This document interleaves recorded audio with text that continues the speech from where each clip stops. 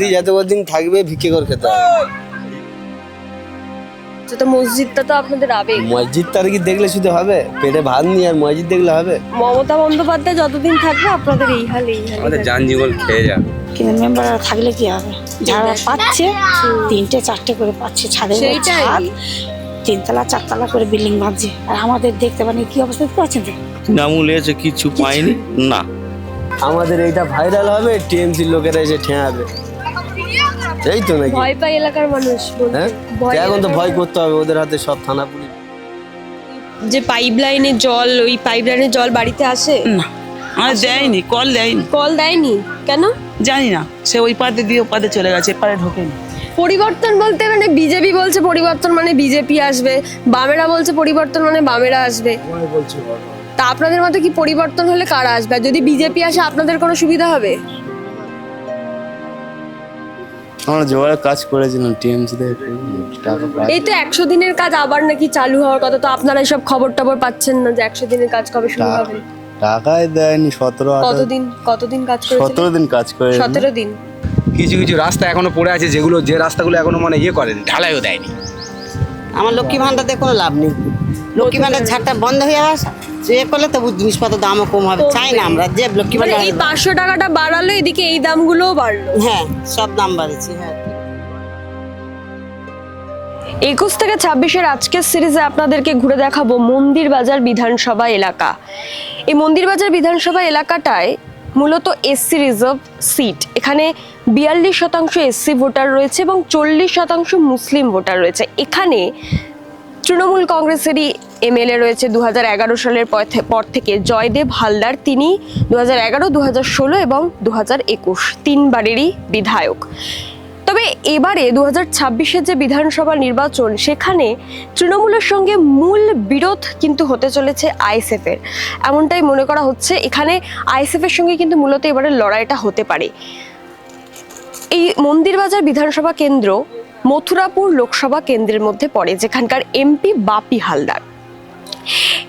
আজকের মন্দিরবাজার এলাকা ঘুরে দেখব এবং এখানকার মানুষের সাথে কথা বলে জানার চেষ্টা করব যে এই এলাকায় সরকারি চাকরি কতজন করে, বা এই যে 40% সংখ্যালঘু মানুষ রয়েছে তারা কতটা তৃণমূল কংগ্রেসের থেকে সুযোগ সুবিধা পেয়েছেন, বা তাদের মধ্যে কতজন সরকারি চাকরি করেন, বা চাষবাস যারা করেন তারা কি আদৌ সঠিক দাম পান ফসলের?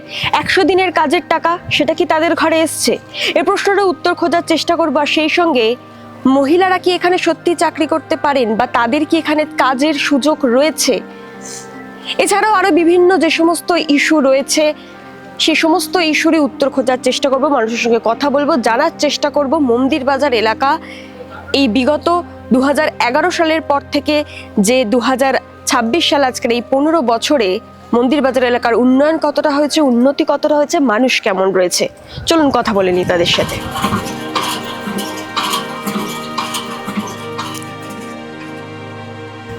আমরা বেঁচে যান তোকে আছে, শুধু বেঁচে আছি নুন ভাত ওই কেন মানে কাজ বাজ কিছু করতে পারে সমাজে না, সমাজে কোনো কাজ নেই, তা করবো কি তুমি বলো? বাপরে একটা আপনার বয়স কত এখন? 56। 56। হ্যাঁ। তার মানে বার্ধক্য ভাতার টাকা পান না? না না বাবা, এখন তো বেকার ভাতার টাকা দেবে বলছে। আরে বাপ, তোর হাতে পায়ে ধরবি, কারো টাকা লাগবে না, কারো টাকা লাগবে না, আমি খেটে খাবো। আমি মানুষের জন্য ভাতা দিচ্ছে তো। মন্দির বাবা, মন্দির বাপরে মেদিনীপুরে গিয়ে ভিক করবো, কিন্তু সরকার আশা করবো না যে কিছু দেবে। কিন্তু এই মমতা বন্দ্যোপাধ্যায় তো সংখ্যালঘুদের জন্য কাজ করে। হ্যাঁ, মুখি মুতে দিচ্ছে বাপ, এইটা এ বাবা, দিনখানা সব দেখতে পাইনি, দণ্ডে দণ্ডে পলে পলে কেমন করে মারছে মানুষ, পিছাসের ওই জাতা আপনি কলে। এখন কোনো কাজ করেন না বাপ, আমি কিচ্ছু করি না বাপ, আমার শরীর আর নেয় না বাপ, এবারে যাওয়ার পর। সংসার কিভাবে চলে? আল্লাহ এবারে একটা বেটা গ্র্যাজুয়েট হয়ে, একটা মেয়ে চাকরি গ্র্যাজুয়েট। পেয়েছে ছেলে? না কিছু, আমি দর্জির কাজ করে মা। দর্জি? হ্যাঁ, দর্জি। যতদিন থাকবে ভিক্ষে করে খেতে হবে। ভিক্ষেও এখনকার বাজারে ভিক্ষেও 1 টাকা 8 আনার বেশি দেয় না। দেয় না। ভিক্ষে করেও কি হবে? যদি গিয়ে 1 টাকা হাত পা দিই, বলবে কেন পা আছে হাত আছে, খেটে খাবি। আর বেকার ভাতা দিচ্ছে 1500 টাকা। হ্যাঁ, উদে আমাদের মোটামুটি 1 বছরের সংসার হয়ে যাচ্ছে, সংসার চলে যাচ্ছে তো না, ওই জন্য। আচ্ছা, তোমরা কোন দলের লোক? আমরা মানুষের, আপনাদের লোক। আমাদের কথা শুনে কি আপনাদের কি মনে হচ্ছে আমরা কোন দলের তা লোক? তোমাদের কি মনে হচ্ছে যে এই দেশটা কিরকম ভাবে চলছে? ওই জন্যই তো আপনাদের কথা শুনতে এসেছি। মানুষ আমাদের বলবে কথা কিভাবে শুনে কি চলছে। হবে?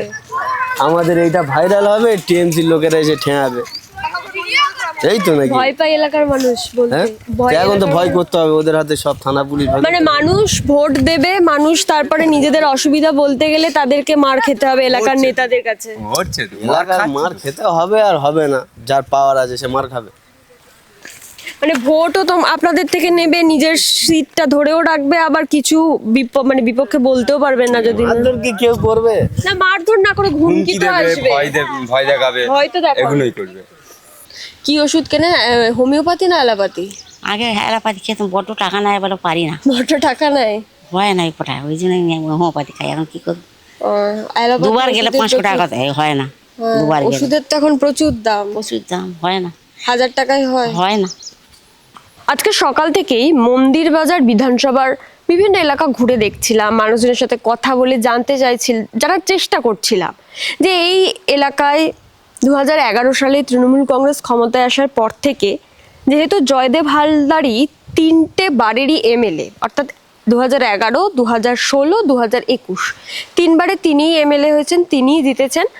তো তিনি কতটা কি কাজ করলেন, এলাকার উন্নয়ন কতটা হলো, এই সমস্ত কিছু জানার চেষ্টা করলাম। কিন্তু তার আগে আপনাদেরকে পরিসংখ্যানটা একটু বলবো যে এই জয়দেব হালদার এখানকার এমএলএ 2011 সালে তিনি ভোট পার্সেন্টেজ পেয়েছিলেন 53.65%। 2016 সালে তিনি পেয়েছিলেন 52.73%।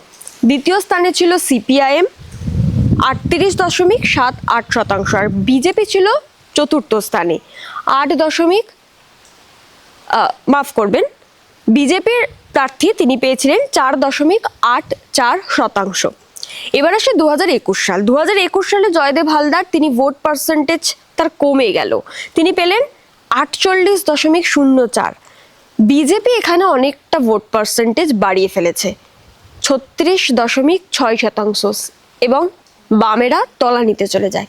আর এই মুহূর্তে আজকে 2026-এ দাঁড়িয়ে যেখানে আরেকটা বিধানসভা নির্বাচন একেবারে দোরগোড়ায় চলে এসছে, সে জায়গা থেকে দাঁড়িয়ে এখানে সিপিএম এর নামমাত্র নেই, একেবারে তারা তাদের ক্ষমতা হারিয়েছে এই মন্দিরবাজার এলাকায়।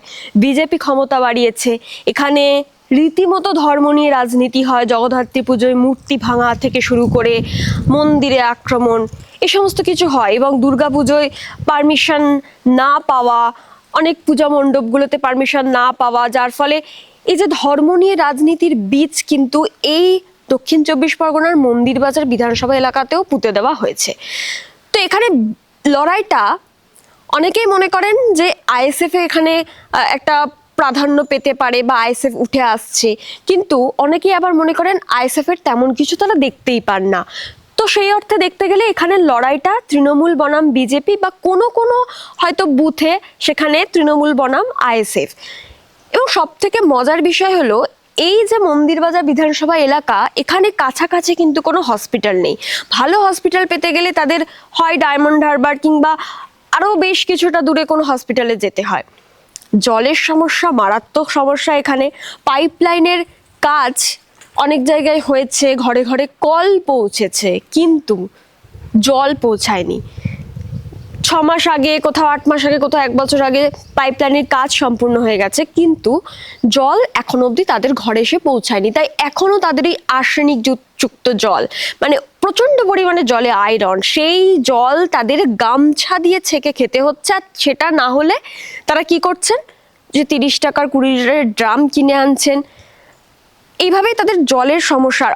প্রচুর কল হয়তো বসানো হচ্ছে সরকার থেকে, ওই যে টিউব কলগুলো, কিন্তু পর্যাপ্ত পরিমাণে 2-3 মাস গেলে সেখানে আর জল পাওয়া যায় না, জল ওঠেই না।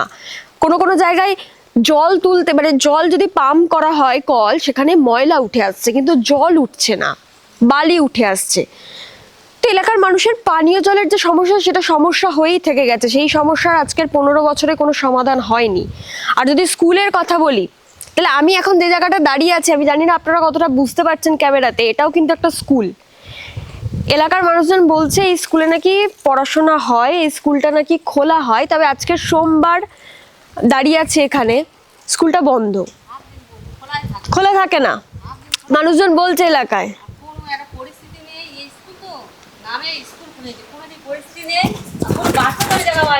বাচ্চা নেই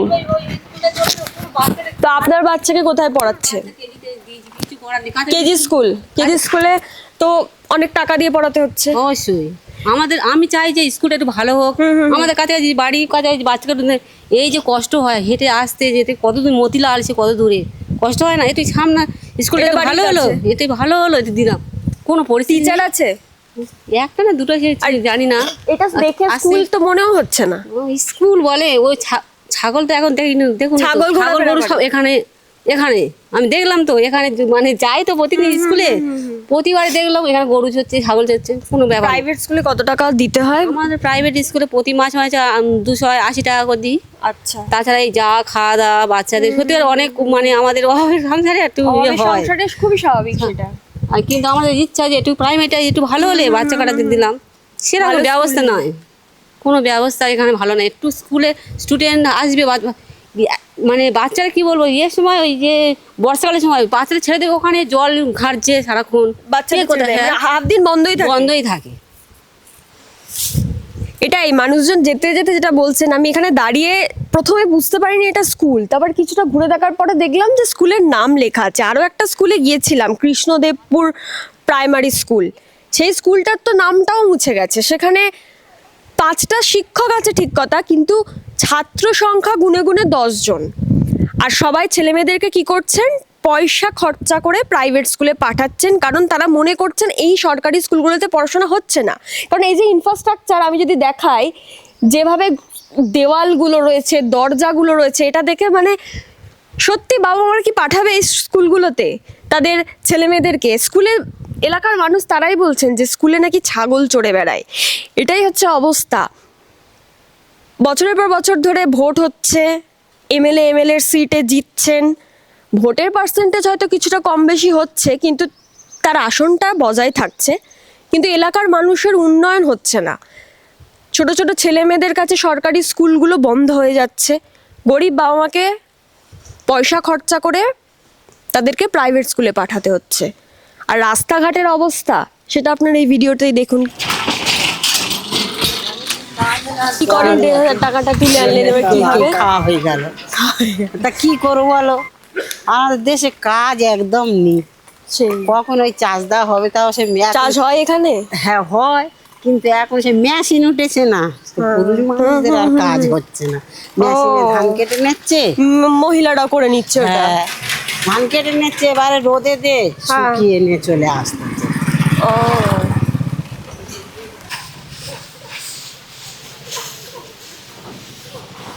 পা দিয়ে এটা করছেন? ধানটা শুকাচ্ছি, সিদ্ধ করা হয়েছে তো, ও আচ্ছা, সিদ্ধ করে শুকিয়ে ভাঙিয়ে আনে চাল খাওয়া হবে। ও মানে এটা কি আপনাদের নিজেদের চাষ করা? হ্যাঁ হ্যাঁ এই ধানই খাওয়া হয়? রেশন থেকে চাল পান না? হ্যাঁ ওটা খাওয়া যায়, বিক্রি করে? না না না না, খান? অল্প পাই তো, অল্প লোক তো। ও আচ্ছা, আর চাষবাস করে লোকের জমি আগাম টাকা নিয়ে চাষ করি, করলে রেশনের চালে এই চালে হয়ে যায়। এই চাষ করতে কত টাকা খরচ হয়? হ্যাঁ অনেক খরচা হয়, মানে একটা ট্রাক্টরে 1 বিঘে যা ট্রাক্টর চলতে গেলে 1,500 টাকা লাগে। 1,500 টাকা পার ডে? এবার তোমার ঘন্টায় টাকা নেবে। ও আচ্ছা, ঘন্টার টাকা নিল, আচ্ছা গেল, আবার ফের তোমার রুইতে হবে লোক ধরে, কাটতে হবে লোক ধরে, ঝাড়তে হবে লোক ধরে, অনেক টাকা খরচা। লেবারদেরকে কত দিতে হয়? 6 টাকা রোজ। 600 টাকা রোজ করতে হয়। সবকিছু রেখে আপনাদের কত থাকে? কিছু থাকে না, হিসাব বলে কিছু থাকে না, তবুও খাওয়া করি চাষে। সংসার চলে? হ্যাঁ চলে, হ্যাঁ চলে। এটাই একমাত্র ইনকাম নাকি আরো কোনো ইনকাম আছে? না আমার লোক ডাব বিক্রি করে রাস্তার মধ্যে। আচ্ছা, ডাব। জলটা কোথা থেকে আসে?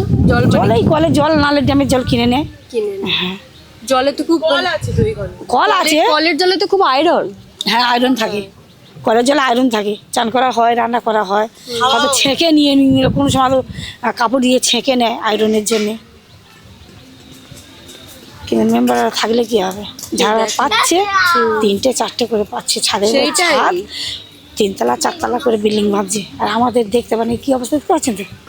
ভোটের সময় তো ভোটটা তো চাইতে আসবে, একলা খেটে কত করবে, পয়সার দরকার তো, ঘর ভাড়া কি পয়সার না? হ্যাঁ ভোট এই মানে তৃণমূল কিচ্ছু নেই, এখন তো গরিব মানুষ, বুঝতে পারছো তো, এখন সেই দিকে আমাদের থাকতে হবে। মানে গরিব মানুষের ভোটেই কিন্তু জিতে ওরা আসনটা ধরে রাখে। হ্যাঁ, এবার গরিব মানুষ তো ভোটটা দেয়, কিন্তু এখন ওরাই সরকারে ক্ষমতায় আছে, বাধ্য হতে তো ভোট তো দিতেই ভোট হবে। দিতেই হবে। হ্যাঁ, না কিন্তু দিলে কি সমস্যা?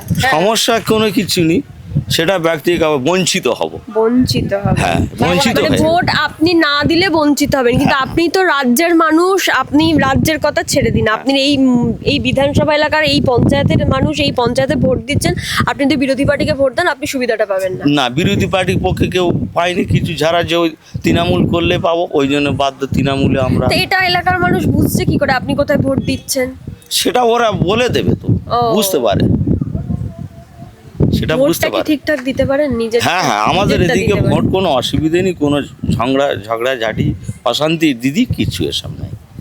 কিন্তু এই রাস্তাটাও তো পায়, খারাপ। কিন্তু মানে সুযোগ সুবিধা কিছু পাচ্ছে না। সুযোগ সুবিধা কিচ্ছু পান না। পাচ্ছে না, এই হচ্ছে সমস্যা। লক্ষ্মীর ভান্ডার ওটা কি পাচ্ছে? হ্যাঁ, ওটা পাচ্ছে। ওটা পাচ্ছে। লক্ষ্মী ভান্ডার তো ওই 1,500 টাকা বাড়িয়ে কি আদৌ কোনো লাভ হলো? না, কোনো লাভ হয়নি, আর তো লোকসান হচ্ছে আমাদের, আরো লোকসান হচ্ছে। জিনিসপত্রের তেল, যা দাম, দাম, তেল, সব কিছু তেল কত করে এখন নিচ্ছে? 700 তেল 112 টাকা।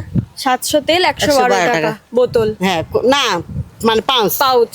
কোনো লাভ নেই, আমার লক্ষ্মী ভান্ডার দিয়ে কোনো লাভ নেই। লক্ষ্মী ভান্ডার ঝাড়টা বন্ধ হয়ে যাওয়া করলে তবু জিনিসপত্রের দামও কম হবে, চাই না আমরা যে লক্ষ্মী মানে ভান্ডার। এই 500 টাকাটা বাড়ালো, এদিকে এই দামগুলোও বাড়লো। হ্যাঁ, সব দাম বাড়েছে। হ্যাঁ, ঠিক তো। মন্দির বাজারে এলাকার বিভিন্ন জায়গা ঘুরে যা বুঝলাম, এলাকার মানুষ পরিবর্তন চায়। কেন কি?